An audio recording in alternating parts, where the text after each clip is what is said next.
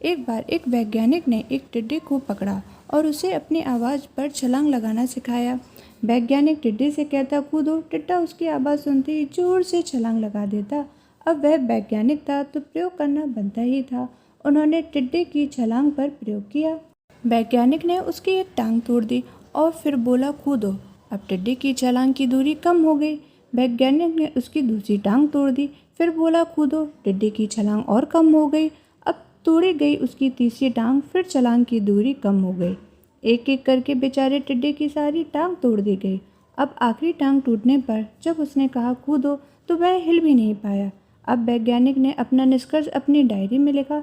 जानते हो उसने क्या लिखा? जब टिड्डे की एक टांग तोड़ी गई तो वह थोड़ा बहरा हो गया।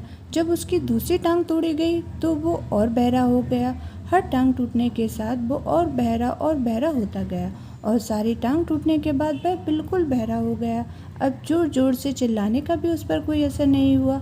वो तो अपनी जगह से हिला तक नहीं, छलांग लगाना तो दूर की बात थी। इस कहानी को सुनकर सभी को ऐसा ही लग रहा है ना कि क्या मूर्ख वैज्ञानिक था, इतनी सीधी सी बात उसे समझ में नहीं आती।